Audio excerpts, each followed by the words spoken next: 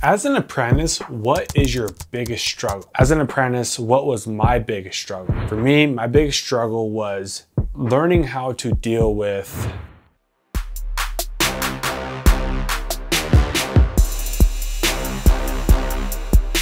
I came across this question. Union Money on Instagram posted this picture asking, as an apprentice, what is your biggest struggle?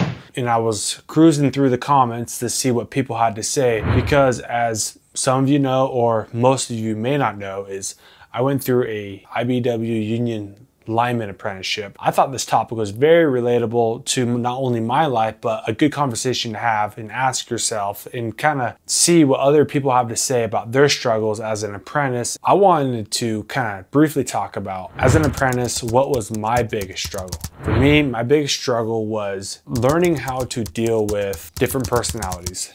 I've talked about this in different videos. The lineman trade is a very hardcore trade, and I was not used to or even really exposed to the amount of hardcoreness, as you may say, or you may call it. The guys you work with can be very rough around the edges, and they might be good guys, but they're can be pretty hardcore guys. What I mean by that is you're an apprentice, they may not just treat you all the best, and I wasn't really exposed to that. You know, I was raised in a loving family. It wasn't until I got into the lineman apprenticeship was I really exposed to genuinely like rude people and mean guys talking down to you all day long and belittling you and just talking smack and hazing you all the time. And it's not like that all the time, of course, but that was probably the hardest part for me. Was I just wasn't exposed to that. I was not used to that in any part of my life until that point, because I was only 20 years old when I got into the lineman trade and into the apprenticeship. I was just not used to the fact of guys just being so mean to me and talking down on me. And it was a struggle. You know, it took me 3 years, 3 months to complete the apprenticeship. It's a 7,000 hour apprenticeship. Out of those 3 years and 3 months, I'm not going to say the whole time was terrible. Guys were like that. Probably a year and a half of it, you know, between the 3 years, was guys were just, they were mean. You being the apprentice, it's a young apprentice and not ever dealing with that ever in your life before. It's a new concept trying to deal with that stuff. And you learn a lot from it, but you learn, from me, I learned that's what I don't want to be like when I become a journeyman. I also learned a lot of good from those guys too. They were good linemen. They were good journeymen. They taught me a lot. I just needed to be able to shut up, listen, and learn what they're trying to tell me, and then not have to ask the same question over and over and over again, you know, pick up on these things. And it wasn't so much an issue if I was able just to actually learn what they're teaching me, like actually learn it. I didn't really have an issue. As being a young guy with no experience in life, just kind of getting into a trade like the lineman trade, it wasn't easy all the way around. And dealing with the multiple different journeyman personalities throughout, getting transferred from one job to another, from one crew to a different crew, from one location to a different location, just having to deal with all the different linemen and all the different personalities. It wasn't easy, and that was probably the biggest struggle that I experienced. I wanted to kind of cruise the comments on this post as well, because I feel like there's probably some good things. People have some good things to say. I feel like these are good things to share, and I'll also kind of maybe put my perspective or my viewpoint on what these commenters have to say. One of the comments says, soft apprentices need thicker skin. Suck it up or go work at Starbucks. Ain't no feelings on the derrick floor. Swallow your pride, take my coffee order, get my erection bolts ready, keep the cooler full of ice, and hurry the up. Those are the kind of guys that you will deal with. Now, he's talking about the oil field. I know there's a lot of hardcore guys out there in the oil field, or at least they think they're hardcore. So that's the personalities that you deal with. And then you might be dealing with such a hard dude, and then you might go work with a different guy who's super cool.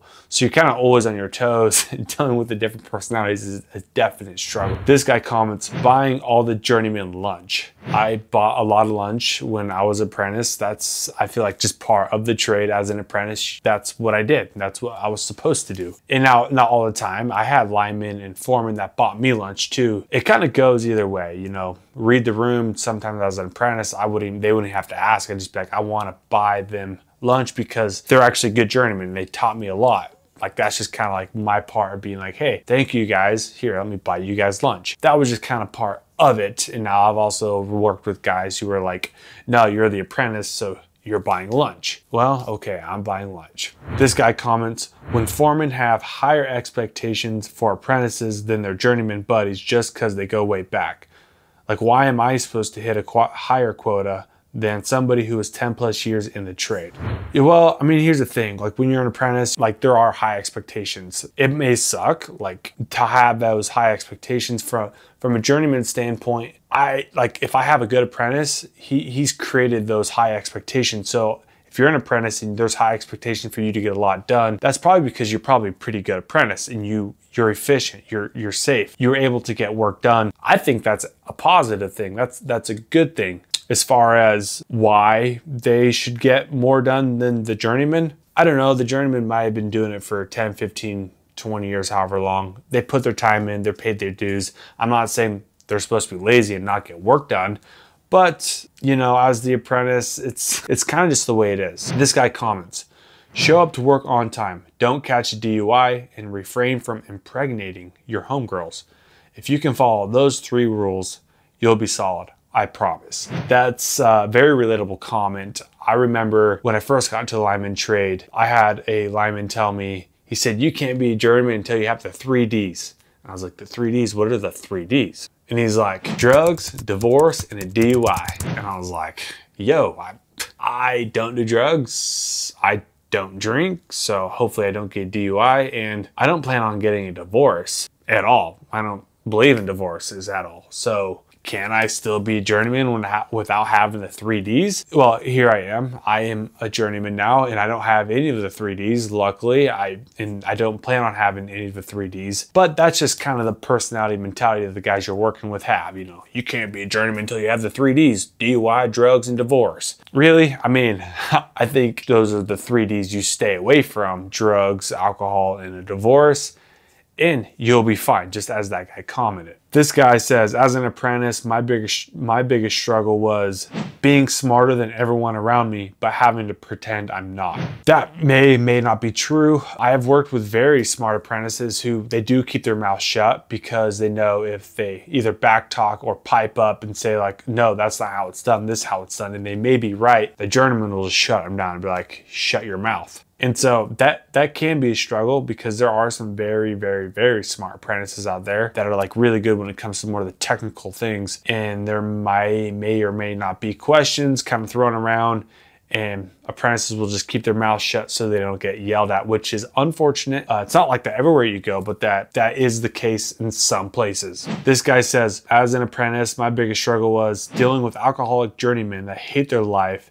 When I was coming up, I had to deal with 2 of these guys hung over every morning and miserable because their ex-wife and kids hate them for a very good reason, yet they blame you and everybody else. Trust me, pal, I've dealt with those guys as well. That's part of it. And if any of these comments are, oh, I'm not gonna pursue a trade because if that's how it is, that doesn't sound very fun. Well, let me tell you, going through an apprenticeship is the best thing.